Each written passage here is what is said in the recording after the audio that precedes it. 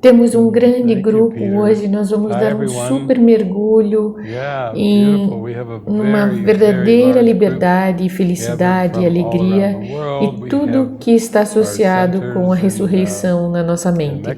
Não a ressurreição do corpo, mas a ressurreição da mente que estava dormindo e sonhando com o exílio de Deus. E é por isso que a gente tem orado por todos juntos, e embora seja definitivamente o fim de semana de Páscoa, nós sabemos que esses eventos de mais de 2000 anos atrás têm sido compartilhados de formas diferentes, com diferentes formas apaixonadas através dos séculos e, claro, eu acho que tem uns 600 filmes de Jesus existindo, e esse é o foco desses eventos que aconteceram 2000 anos atrás, durante a Semana Santa e o Domingo de Ramos. Então ontem foi a Sexta-feira Santa, hoje é sábado, e Jesus estaria no túmulo, por assim dizer. E amanhã ele brota do nada. Ele está fora, ele ressuscitou. Mas você sabe o que significa para nós agora? O que foi esse ensinamento de ressurreição na nossa mente? Através do perdão, deixando de lado as mágoas. Vocês sabem, ele ensina a gente que as mágoas escondem a luz do mundo. Então, a todo momento que a gente tem mágoas, ou fica julgando, ou tendo opiniões, significa que a gente está comprando uma nuvem de erros, uma nuvem de crenças falsas e falsas ideias que cobre toda a luz da verdade na gente. Nós somos a luz, mas nós cobrimos nós mesmos quando a gente acredita no ego. Nós colocamos a gente para dormir e nós precisamos acordar. Então, ressurreição é sobre despertar. Despertar nossa mente, lembrando que nós somos uma mente divina. Lembrando que somos uma ideia de Cristo na mente de Deus. E realmente não temos nada a ver com forma. Você pode dizer que foi uma esquete que aconteceu há 2000 anos atrás e que a gente continua aprendendo desses ensinamentos de Jesus. Mas essa esquete foi relativamente pequena, uma pequena parte dos seus 3 anos de ministério público e uns 30 e poucos anos na Terra. Então, nessa esquete que durou mais ou menos uma semana, começando com o Domingo de Ramos e terminando com a ressurreição, saindo da tumba, ela foi realmente um pequeno pedacinho dos eventos de tempo e de espaço. E o principal da gente ir dentro disso, eu penso que todos nós temos uma moldura correta do que realmente a gente aprendeu, essa lição de ressurreição. Então, antes de eu entrar nos temas da semana desse filme, eu pensei em mergulhar e ler do curso em Milagres a lição 167 do livro de exercícios. E o título da lição é Só existe uma vida e eu a compartilho com Deus. E já no título diz Só tem uma vida e eu compartilho com Deus. Não tem muitas vidas e nós associamos vida com o corpo. Nós pensamos que a vida começa no nascimento e termina na morte. Nós pensamos que a vida é uma vida biológica. Nós pensamos que a vida é orgânica. Nós damos várias definições falsas, mas todas essas definições envolvem multiplicidade e dualidade. E o que Jesus está nos ensinando na lição 167 do livro de exercícios é que tudo isso é falso. Só existe uma vida, e essa eu compartilho com Deus.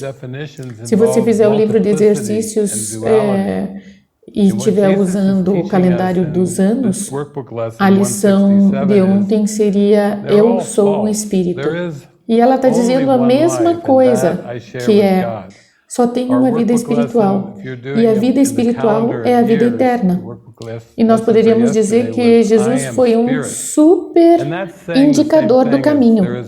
E basicamente ele nos apontou para a lembrança da vida eterna, que é a experiência mais importante que nós poderíamos ter.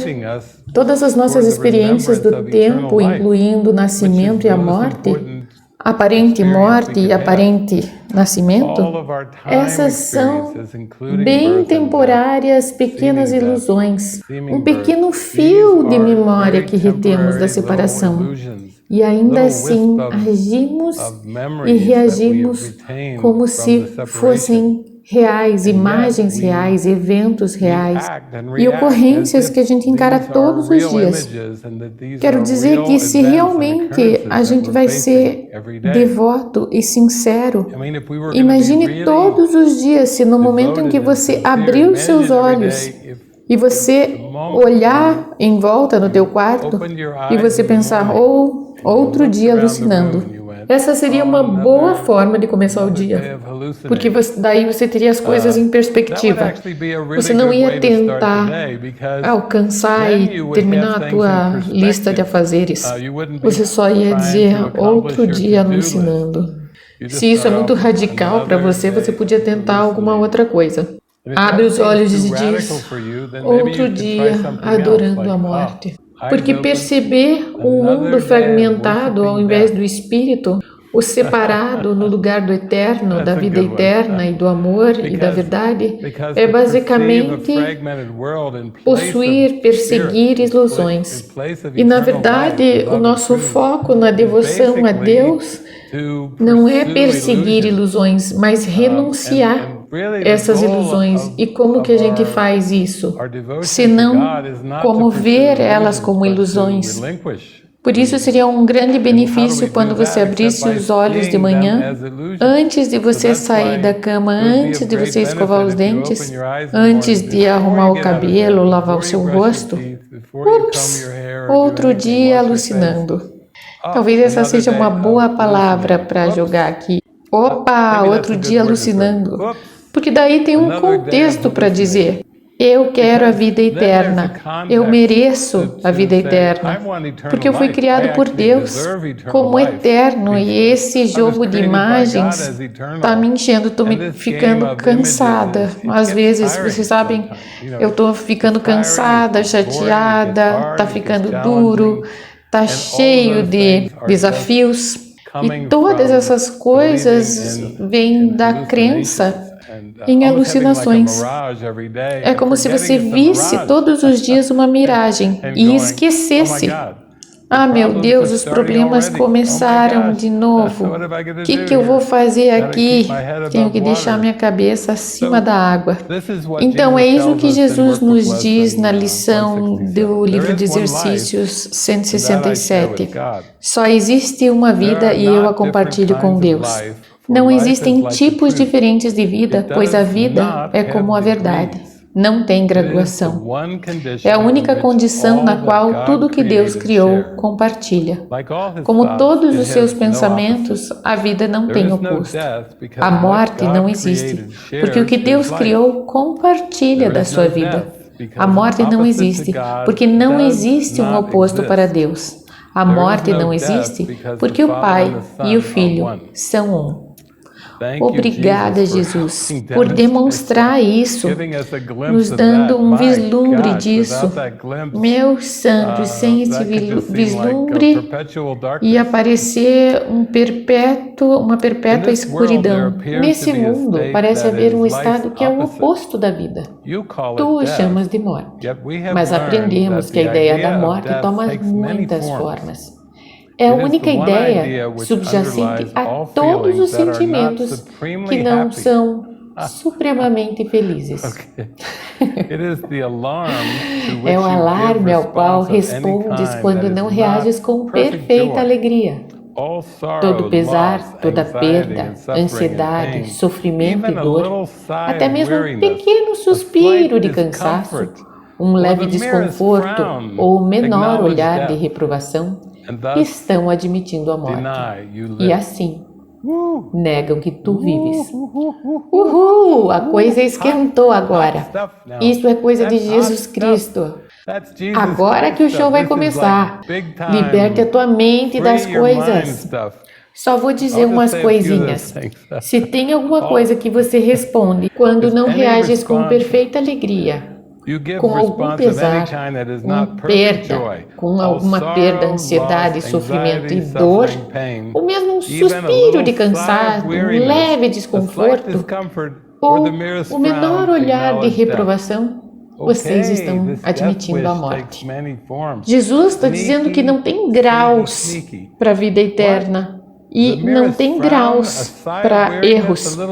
Erro é erro. Se você é um ser eterno e você está emburrado, o que está franzindo teu corpo?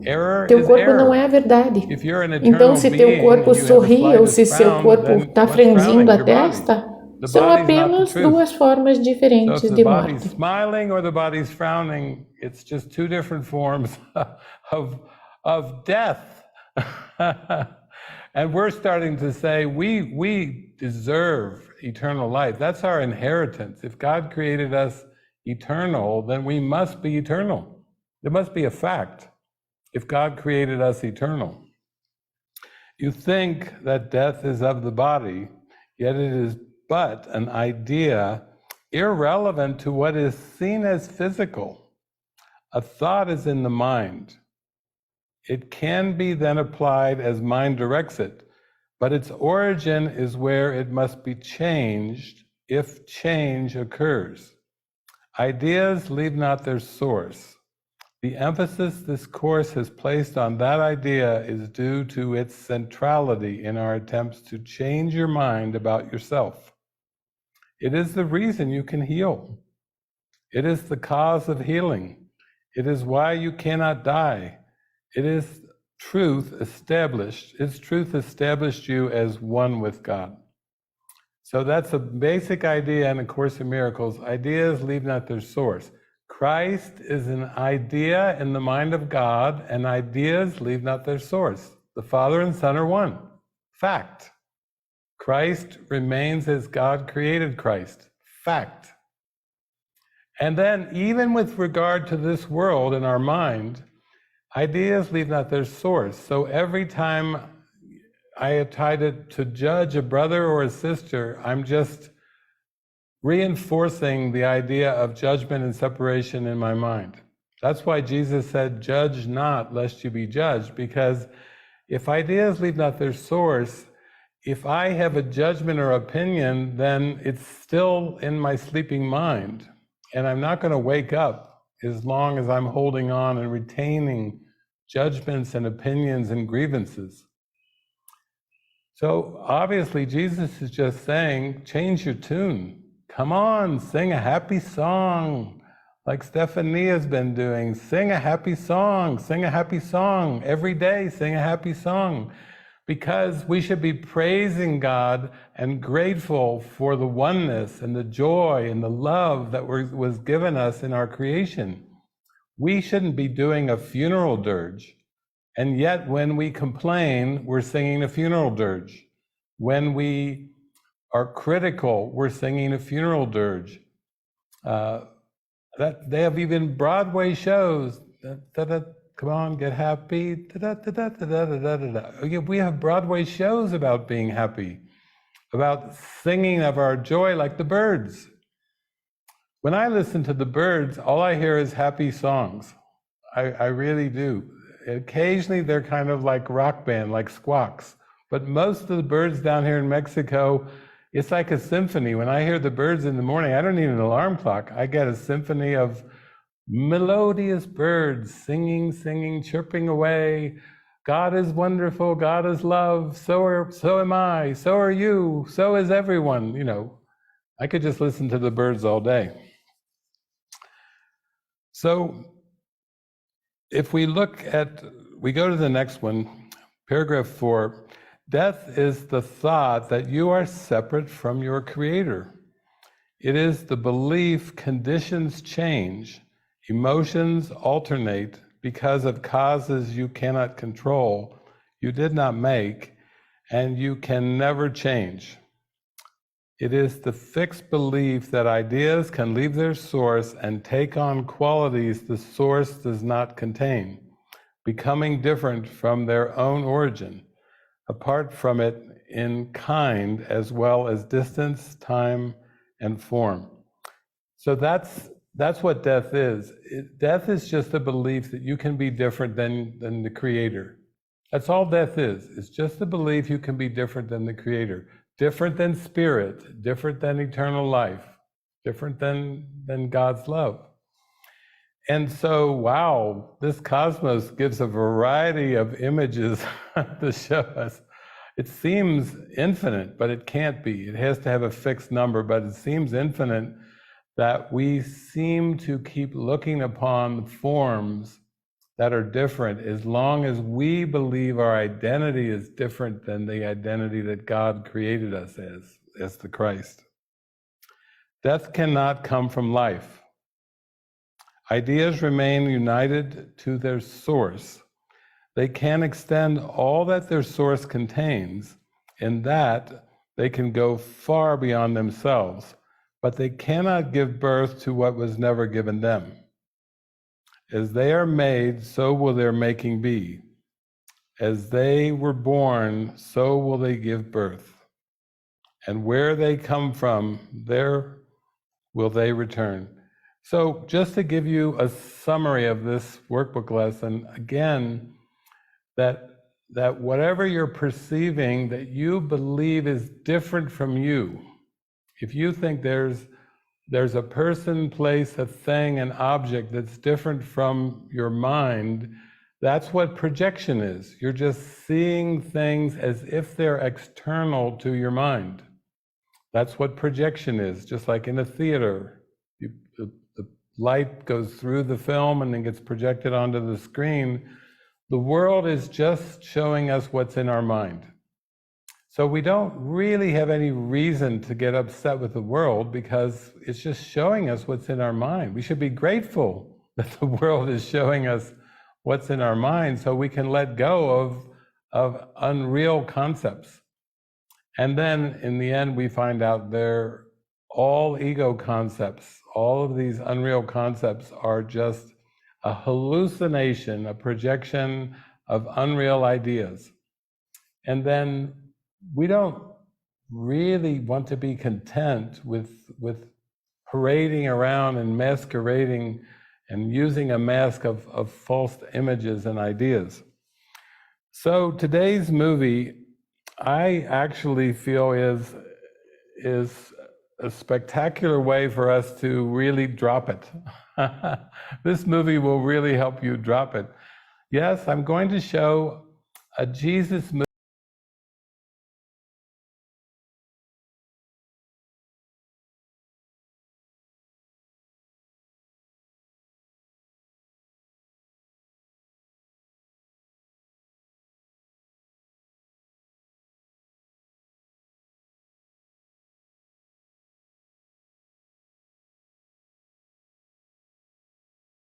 Eu vou mostrar um filme de Jesus, um filme que provavelmente muitos de vocês nunca viram e é refrescante. E isso vai ser um filme com Jesus diferente de qualquer filme de Jesus que vocês já viram. Eu garanto isso. Porque esse filme tem uma perspectiva romana. Vamos ouvir isso dos romanos. Nós não tivemos um filme de Jesus pela perspectiva dos romanos. Isso é fascinante. Nós ouvimos através dos apóstolos, pelo Novo Testamento, os evangelhos, mas nós não tínhamos realmente uma perspectiva da crucificação e do que aconteceu depois da crucificação pelos romanos. Então, eu vou falar para vocês, antes de tudo, como que a gente chegou nesse ponto de mostrar esse filme único de Jesus. Então, a gente começou com os temas que vocês votaram e o primeiro tema que teve mais votos é chamado Aprofundar na Fé, O Espírito cuida de todas as coisas, no tempo e no espaço. Isso que a gente precisa, um filme sobre Jesus com a perspectiva romana, para ajudar a nossa mente se aprofundar na fé em Cristo. Uau, isso é uma virada diferente. É sábado, então nós estamos no meio da Páscoa, no meio do final de semana de Páscoa. Então Jesus está nos jogando uma bola com efeito hoje. Ele vai nos dar a crucificação e depois, além dessa crucificação e ressurreição, por uma perspectiva totalmente diferente. Número 2 dos temas: elevar-se acima dos pensamentos de dúvidas. Não importa como eles sejam. Eleve-se sobre os pensamentos de dúvida. Não interessa como eles estão refletidos. Número 3. Continue expandindo a minha mente, indo além de todas as limitações percebidas do mundo. Ir além de todas as limitações percebidas. Não sou a libertador? Tem alguém aqui atrás de liberdade? Vocês gostam de liberdade? Eu amo liberdade. Eu estou inteiro para a liberdade. Eu não quero essas limitações. Sumam com as limitações. Eu jogo fora as limitações da mente, do meu ego. Número 4. Dar 100% de mim mesmo para os relacionamentos dados a mim. Relacionamentos dados significam para as pessoas que Jesus e o Espírito Santo orquestraram e enviaram para mim.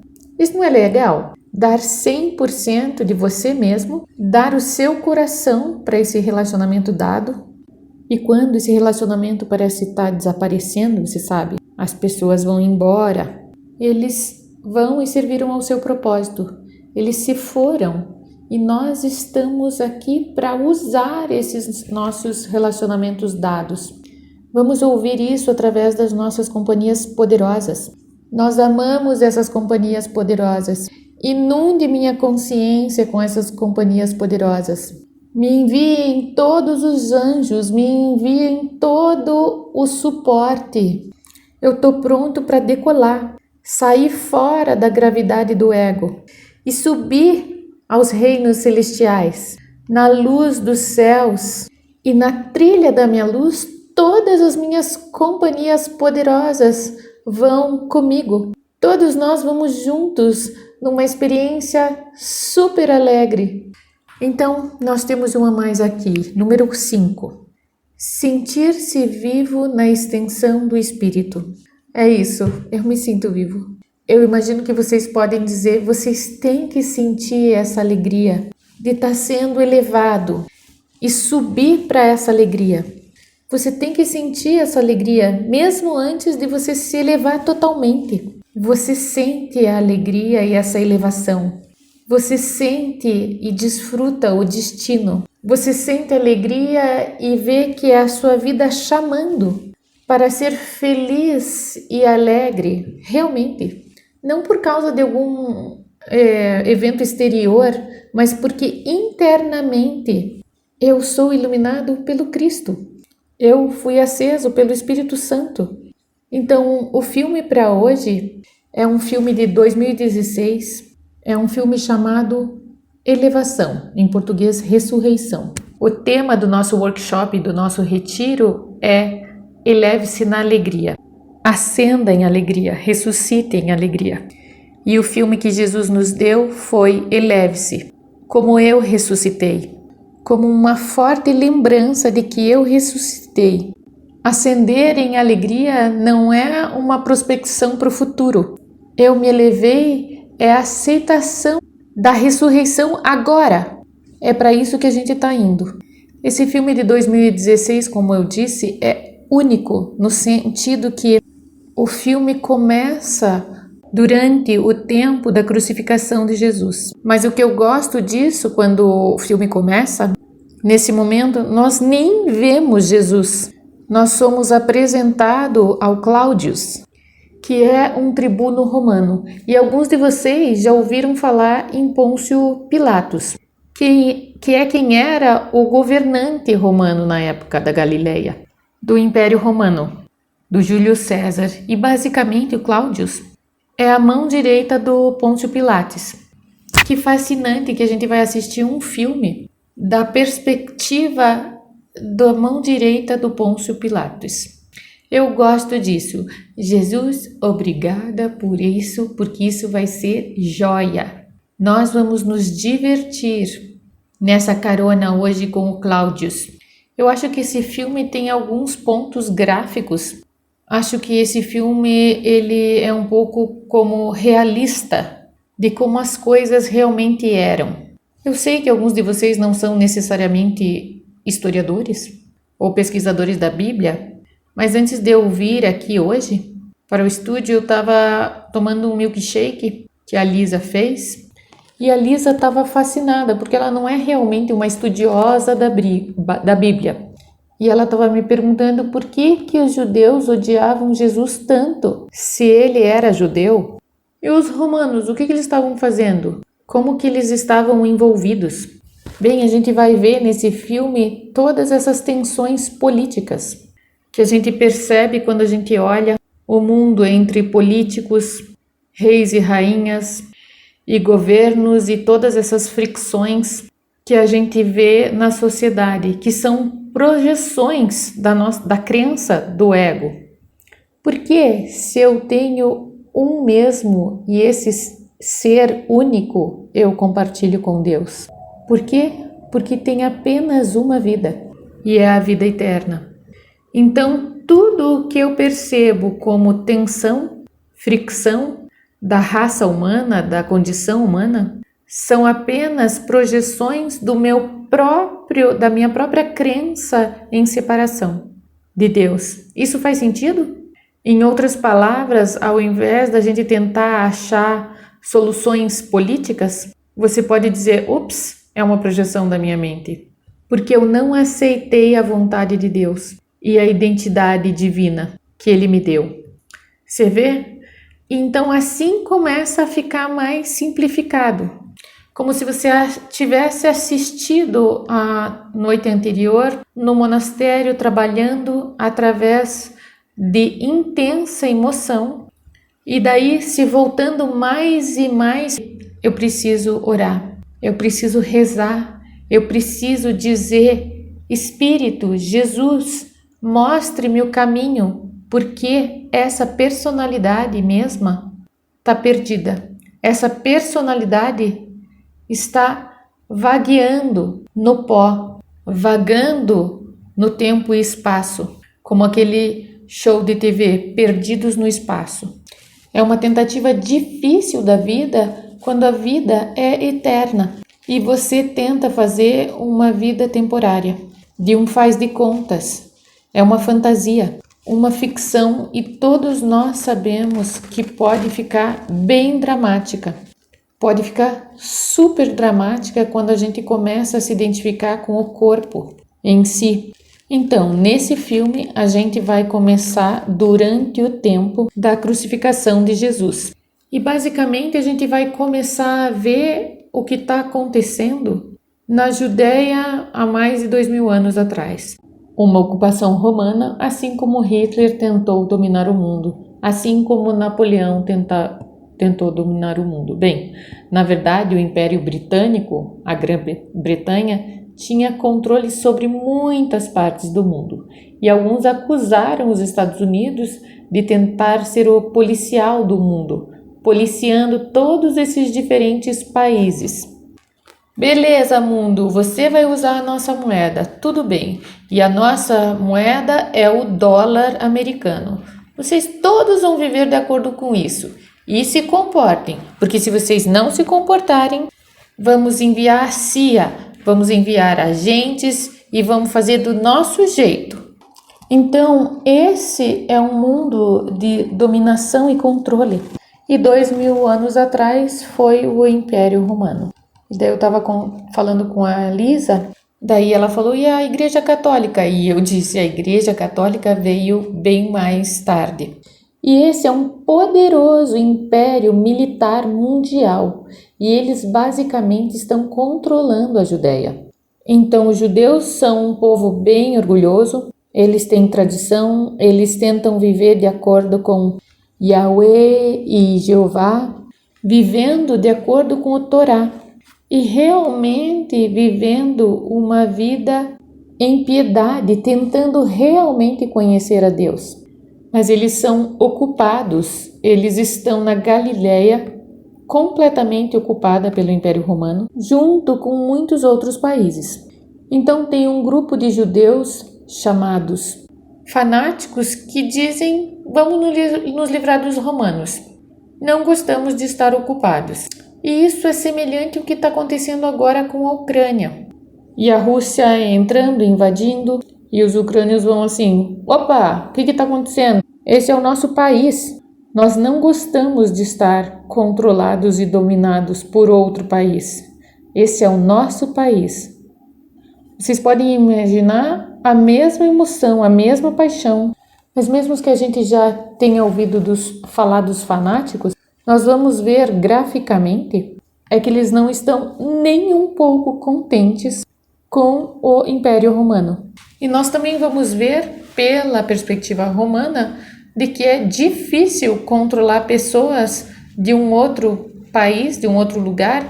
É difícil conquistar terras e controlar pessoas. Nós podemos dizer isso pela nossa própria vida. Tem alguém aqui que está tentando controlar alguém em algum ponto da sua vida? Como que foi? Não foi um desastre? Para mim foi um completo desastre. Eu estava como: isso é uma lição de humildade. Nós não podemos controlar pessoas e, na verdade, pensamos que a gente gostaria de controlar o nosso corpo. Mas Jesus diz: na verdade, o corpo é parte do script. E esse roteiro já foi rodado. E quando você tenta controlar o teu peso, ou tenta controlar quão belo você é, ou tenta controlar o corpo, quando você pessoalmente tenta controlar essa marionete, isso não vai funcionar. Você vai se sentir culpado, com medo, triste. Você vai se sentir como você vai querer só largar a mão. E Jesus está dizendo: bom, desista. Deixa a marionete ficar sob controle do espírito. Daí sua mente vai acordar. Mas não pense que você pode controlar nenhuma pessoa, até a pessoa que você pensa que você é. Você não está responsável por esta. Tem um monte de culpa porque você acha que você é responsável pelo seu boneco. Você deve ter culpa materna ou culpa paterna, culpa familiar, culpas ancestrais. E tudo isso vem da crença do teu ego de que você pode controlar essas marionetes. Mas essas marionetes são parte de um roteiro pré-estabelecido e que já acabou. Acabou. E tudo que a gente pode controlar agora é a direção dos nossos pensamentos. Nós podemos escolher pensar com o Espírito Santo ou pensar com o ego. E é isso. É tudo que deixaram pra gente. Obrigada, que é tudo que foi deixado para mim.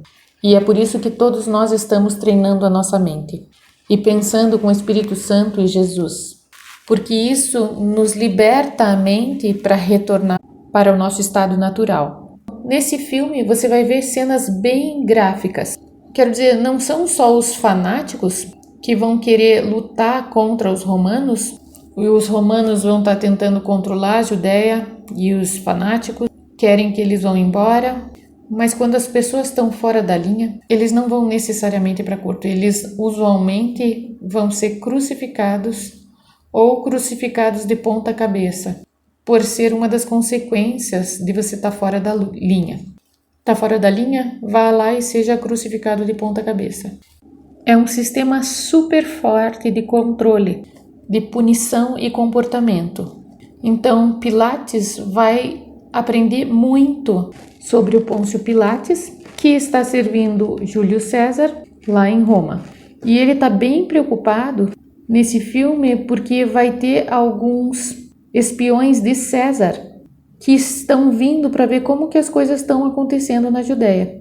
E ele não quer que os detetives venham e digam para o Júlio César que ele não está fazendo um bom trabalho. eles são selvagens, completamente fora de controle. Então, ele tem pressões pela própria concepção, pressões do seu superior, Júlio César. E a gente vai ver nesse filme que o Cláudius, o personagem principal, ele é um tribuno, então ele é a mão direita. Então, basicamente, ele é um tipo de um general em relação às tropas e ser encarregado dessas tropas e de servir o Pôncio Pilatos. E é assim que a gente vai se aprofundando no personagem do Cláudius, a gente começa a entender que mesmo ele sendo bom, ele sendo forte, um excelente guerreiro, ele está tentando apenas servir. Nós vamos descobrir que dentro do seu coração ele quer paz e Jesus vai alcançá-lo. Esse é um daqueles filmes bons, onde a gente vê que Jesus alcança o coração de um tribuno romano e conquista o coração de um tribuno romano e soldado. Então isso é um presentinho. Uma coisa é ganhar e conquistar o coração dos apóstolos. Uma coisa é você conquistar o coração da Maria Madalena. Uma coisa é tentar conquistar e ganhar o coração de poucos discípulos, que na verdade estão bem apavorados com os eventos e estão mais escondidos durante esse filme, porque essa é a crucificação de Jesus. Então, eles estão se escondendo por suas vidas e estão tentando evitar os romanos e tentam evitar os saduceus e os fariseus a todo custo. Mas para mim, como Jesus diz, um coração voltado para a luz vale tudo. Um coração que tem vontade de se abrir para conhecer o Cristo vale todas as coisas. Não é uma questão de quantidade. Nós não estamos aqui para ganhar almas, tipo 7,8 bilhões de almas. Nós temos que ir lá fora e pregar nas esquinas das ruas para tentar ganhar almas para Jesus. Nós estamos aqui para deixar nossa alma se libertar em Cristo. É isso que é a nossa meta. Isso não é sobre números. É isso que eu gosto desse filme. Eu gosto de um filme mostrado a mim que um tribuno romano se volta para Cristo. E eu vou chorar. Porque eu vou meu Deus, se esse soldado pode se voltar para a luz, eu não tenho desculpa. Eu devo me voltar para a luz. Se um soldado pode se voltar à luz e se voltar contra batalhas e toda a escuridão do mundo, isso toca o meu coração. É por isso que eu choro quando eu assisto esse filme. A segunda coisa sobre esse filme, tem uma cena nesse filme que não tem em nenhum outro filme, que você nunca viu antes. Você vai ter na maravilhitude dessa coisa, que é uma cena sobre a transformação da percepção. Quando Cláudius vê Jesus morrendo e morto, aquela imagem vai em sua mente. Ele morreu e se foi. Mas quando ele vê Jesus ressuscitado, isso chacoalha a sua mente numa mudança de percepção que ele não pode entender. E você pode ouvir isso pela fala do monastério ontem à noite. Um monte de gente estava compartilhando como estavam tendo mudanças e voltas e aberturas e preces como eles nunca tinham visto antes. E eles nem esperavam que isso acontecesse. E aconteceu miraculosamente.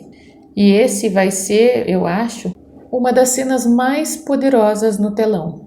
Porque você vai ver um tribuno romano de cara com algo que não estava previsto em bilhões de anos.